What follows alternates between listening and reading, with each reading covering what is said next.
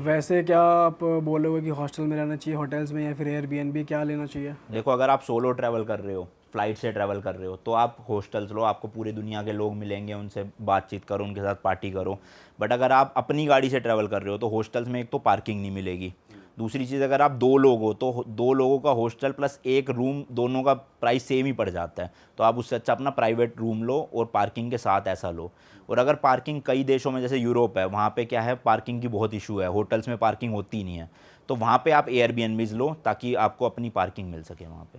तो अलग अलग डिपेंड करता है क्या सिचुएशन है, कैसे ट्रैवल कर रहे हो, उस हिसाब से। कई लोग जो है वो काउच सर्फिंग भी करते हैं। काउच सर्फिंग मतलब एक वेबसाइट है जहाँ पर, जैसे आप लोग नोएडा में रहते हो मान लो, तो आप अपना काउच सर्फिंग पे रजिस्टर करके अपना घर भी डाल सकते हो कि कोई दूसरी कंट्री से आएगा वो आपके घर में फ्री ऑफ कॉस्ट रह सकता है। तो ऐसे ही पूरे दुनिया में अलग अलग लोगों ने अपना प्रोफाइल बना रखी है और आप रिक्वेस्ट भेज सकते हो कि मैं अगले महीने जर्मनी आ रहा हूँ, तो वहाँ पे लोग एक्सेप्ट करेंगे कि आप हमारे घर आओ, फ्री ऑफ कॉस्ट रहो, यहाँ पे खाओ पियो। तो ये भी करते हैं कई लोग। आप रुके किसी ऐसे? नहीं, मैं नहीं रुका, मेरे को थोड़ा सा मतलब सही नहीं लगता है ऐसे किसी के घर वैसे जाना। कैसा भी इंसान हो, मतलब मिल सकता है, कुछ भी कर दे। वेरीफाइड प्रोफाइल है तो ज़्यादातर आप वही देखो कि कितने लोगों को उसने रुकवाया, उसके रिव्यूज़ कैसे हैं, पुराने जो टूरिस्ट आए थे उनके साथ। तो अब काफ़ी जैसे अपना वो है, काफ़ी ट्रैवलर्स हैं इंडिया के जो काउच सर्फिंग करते हैं। जैसे एक माउंटेन ट्रैकर थे वरुण भाई, वो काफ़ी काउच सर्फिंग करते थे। तो अच्छे लोग भी मिलते हैं, बुरे भी मिलते हैं। वो तो इससे पैसा बच जाता है, काफ़ी बढ़िया चीज़ है अगर बहुत फ्री बहुत में। बच जाता है, बहुत बच जाता है। क्योंकि ज़्यादातर जिनके घर में आप रह रहे हो, अपने मन से ग्रोसरीज या ले जाओ तो ठीक है, बट वो मांगते नहीं हैं आपसे। मतलब आप 4 दिन रुक रहे हो तो आपका खाना भी एक तरह से फ्री हो जाता है उनके घर में पूरा। प्लस आपको उस कंट्री का लोकल एक्सपीरियंस देखने को मिल रहा है कि कैसे लोग रहते हैं, क्या करते हैं। तो जिनको प्रॉब्लम नहीं है किसी के साथ रुकने में या ऐसा करने में, वो करे तो बहुत बढ़िया चीज़ है। तो कहीं का वैसे कोई बढ़िया किस्सा हुआ है, कोई बताओ कहीं पे किस टाइप का कुछ बढ़िया हुआ हो, मतलब? फनी हुआ हो कुछ बढ़िया? अब फ़नी भी था, वो थोड़ा स्केरी भी था।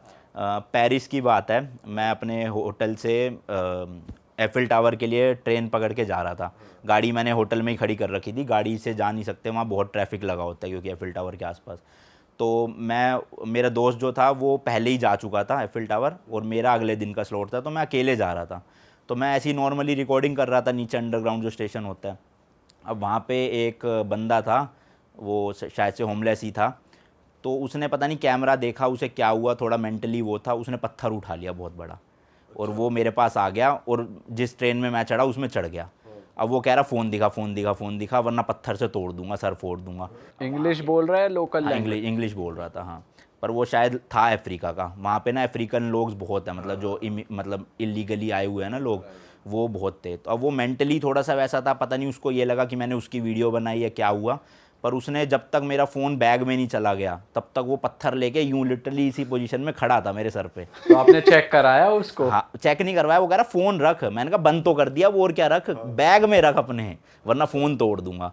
फिर मैंने बैग खोला, बैग में डाला फ़ोन, माइक निकाला, माइक डिस्कनेक्ट किया, सब रखा। फिर वो उतर ही नहीं रहा अब जितने स्टेशन, तो मैं ही ज़बरदस्ती जिस स्टेशन में नहीं उतरना था वहाँ उतर गया, फिर वो चला गया आगे। और फिर आप अगली मेट्रो कुछ हेल्प लेके नहीं गए? कर रहे थे उस चीज़ में। वो मार भी देता भाई, क्या पता चलता है वो मेंटली। मतलब लोग भी देख रहे हैं कि वो ऐसे कर रहा वो है, डर रहे खुद लोग, वो खुद पागल था क्या साला? पागल ही टकरा गया कोई। थोड़ा मेंटली था लग रहा था मुझे। पर थोड़ा सा स्केरी एक्सपीरियंस था कि एक तो अकेले, ऊपर से पेरिस वैसे ज़्यादा बढ़िया नहीं है, क्यों? सेफ भी नहीं है। मतलब पेरिस लोगों को लगता है कि अच्छा होगा, बट वहाँ एक तो गंदगी इतनी है, दूसरा इलीगली जो लोग आए हुए हैं ना पाकिस्तान, इंडिया से भी, और जो अफ्रीका के लोग हैं, वो जेब कतरे बहुत हैं वहाँ पे। मतलब भाई ये लोग हैं जेब कतरे मतलब? वहाँ के लोकल क्यों करेंगे? जो इलीगली लोग आए हुए, ये है जेब कतरे, ये जेब का। अच्छा। ये आपका पासपोर्ट चुरा लेते हैं, फिर पासपोर्ट के बदले आपसे पैसे मांगते हैं फ़ोन करके, या फिर ये दो डॉक्यूमेंट तब देंगे वापस। तो मतलब अगर मैं जितने लोगों को जानता हूँ ना, मान लो 10 लोग पेरिस गए तो उसमें से 6 लोगों की जेब कटी है। भाई हमने ये सुना है कि उनकी मतलब एक हमारे दोस्त थे वो भी गए थे, उनकी भी जेब कटी थी, और वो कोई घोड़े नहीं काटी थी। मतलब हो सकता है वो वहाँ का लोकल ना हो, किसी और कंट्री का हो। हाँ, बिल्कुल बिल्कुल, इलीगली जो आए होते हैं लोग ज़्यादातर वही करते जैसे हम अभी बार्सिलोना गए थे, वहाँ भी बहुत पिक पॉकेटिंग है, तो वो यही बता रहे थे, मोरक्कन लोग जो बाहर से आते हैं, हैं। बिल्कुल बिल्कुल। वो ये सब काम करते हैं। वहाँ के लोकल तो सही बात है। भाई ये तो कहने का आईफल टावर और पेरिस हो रखा है वहाँ पे, तो फिर ये तो गंद है एक बहुत तरीके। गंदगी है वहाँ तो।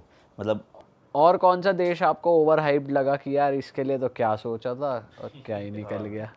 एक तो यही, मतलब पेरिस में ही बड़ा वो लगा कि यार, मतलब एफिल टावर का इतना नाम सुना था, लेकिन वहाँ गए क्या ही था यार, लोहे का एक स्ट्रक्चर ही तो है, उसमें क्या है इतना, ये लगा। बाकी तो मतलब नॉर्मल ही था कि हम तो ज़्यादा मतलब रखते थे थोड़े ऑफ बीट लोकेशंस ट्रैवल करने में। टूरिस्ट स्पॉट्स मुझे ज़्यादा पसंद ही नहीं आते, जहाँ भीड़ भड़का होता है वो मुझे कुछ खास पसंद ही नहीं। जैसे मैंने बताया, मैं थाईलैंड गया था तो लोग बैंकॉक पताया जाते हैं, ज़्यादा से ज़्यादा कराबी, फुकेत, फीफी चले जाएंगे।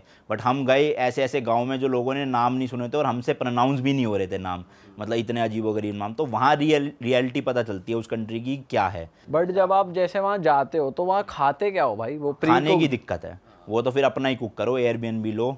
हम अपने बासमती राइस लेके चलते हैं, वो पकाए, मैगी पकाई, पास्ता पकाया, यही सब खाओ बस। बट फिर वहाँ पे एयरबीएनबी जैसी फैसिलिटीज होती हैं? मिल जाती है, हर जगह मिल जाती है। अच्छा, छोटे गांव में भी? हाँ, गांव में भी ना, वहाँ पे टाउनशिप बनी हुई है थाईलैंड के गांव में।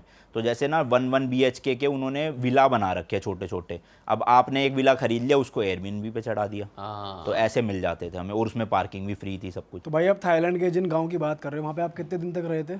गांव के एरिया में तो हम लगभग 18-19 दिन थे, वैसे पूरा थाईलैंड हम 40 दिन करे थे। वो वाला जो पार्ट है थाईलैंड का, उस बारे में थोड़ा बताओ, जो लोगों ने इतना एक्सपीरियंस नहीं करा, वो वाली साइड थोड़ी बताओ, कैसी है वो, कैसे लोग, कैसा कल्चर है वहाँ पे?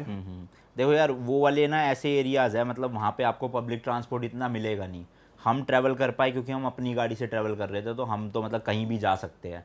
कि मान लो हाईवे से अंदर एक कोई गांव मुड़ रहा है, हम तो घुस गए अंदर और 2-3 दिन रुक गए वहीं पे ही, आसपास क्या है, क्या जगह है। जैसे वहाँ पे एक जगह का नाम मेरे को याद नहीं आ रहा, बट उसे कहते हैं स्विट्ज़रलैंड ऑफ थाईलैंड।